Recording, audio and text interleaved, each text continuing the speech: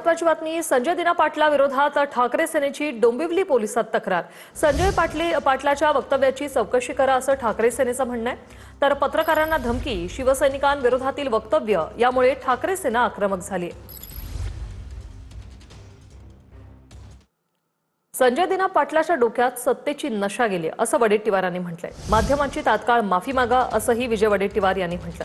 एकाही पत्रकाराच्या केसाला धक्का लागला तर गप्प बसणार नाही असं विजय वडेट्टीवार यांनी म्हटलंय. सत्तेमध्ये सहभागी झाल्यानंतर याच्या डोक्यात सत्तेची नशा गेली आणि त्या नशेमध्ये हा व्यक्ती बरडतो आहे असं मला वाटतं. मी याचा निषेध करतो आणि माध्यमाची संजय दिना पाटलांना माझं सूचना आहे आणि सांगणं आहे की माध्यमांना ज्या पद्धतीने तुम्ही बोललात त्वरित माफी मागा.